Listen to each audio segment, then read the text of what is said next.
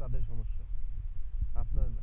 মনে রাখবেন, আপনি যদি তাদের কথায় পিছিয়ে যান তাহলে কোনোদিন সফলতার মুখ দেখতে পাবেন না। মনে রাখবেন, কোনো কাজই ছোট না।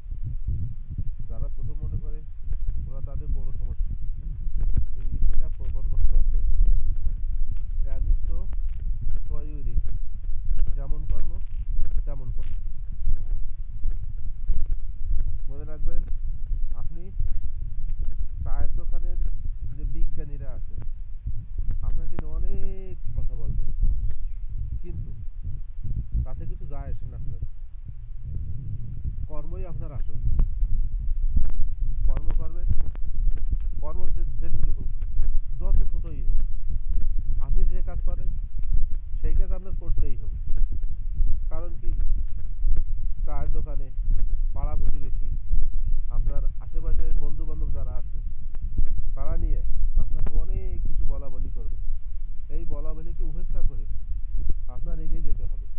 আপনার সফলতা আপনার হাতের মুঠোর ভিতরে। কারণ বসে থাকলে চলবে না। আপনি যতক্ষণ বসে থাকবেন ততক্ষণ আপনার জীবন থেকে প্রতিটা সেকেন্ড আপনার জীবন থেকে কেটে যাচ্ছে। এক একটা সেকেন্ড আপনার মহামূল্যবান সম্পদ। এই সম্পদটাকে হারাইয়েন না। কারণ এই সম্পদ, টাকা চলে গেলে টাকা পাবেন, সম্পদটা চলে গেলে আপনি কখনো আপনার সেই কাঙ্ক্ষিত সম্পদটুকু ফেরত পাবেন না। কারণ কি, দেখেন, আমাদের কোন জিনিসের উপর নিয়ন্ত্রণ আছে, কিসের উপর আমাদের নিয়ন্ত্রণ আছে?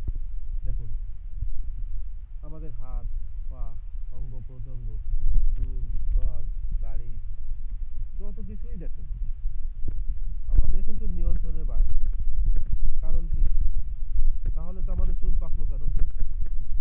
আমাদের চুলটা যে পাকছে কিভাবে পাকলো? দাড়ি পাকলো কেন? হাতের যে চামড়া সেটা গোছালো কেন? তাই এখনো বলি ভাই, আপনাকে কেউ ধরে উঠিয়ে দেবে না। নিজের সফলতা নিজেকে টেনে আনতে হবে। নিজের সফলতা নিজেকে আনতে হবে। কারণ কি, আপনি যতক্ষণ বসে থাকবেন ততক্ষণ আপনার জীবন থেকে প্রতিটা সেকেন্ড হারিয়ে যাচ্ছে। মহামূল্যবান সম্পদ আমরা হারিয়ে যাচ্ছে। আজ দেখেন, অনেকেই হয়তো বিপদে পড়েছেন, রোগে ভোগে টাকা পয়সা গেছে, টাকা কিন্তু আবার ফিরে পেয়েছেন, কিন্তু যে সময়টুকু চলে গেছে, 1000 বছর ধরে কাঁদলেও আপনি সেই কাঙ্ক্ষিত সময়টুকু আর ফেরত পাবেন না, আর ফেরত পাবেন না। তাই বলি, এখনো সময়ের মূল্য দেন। সময়কে মূল্য দিলে আপনাকেও মূল্য দেওয়া হবে।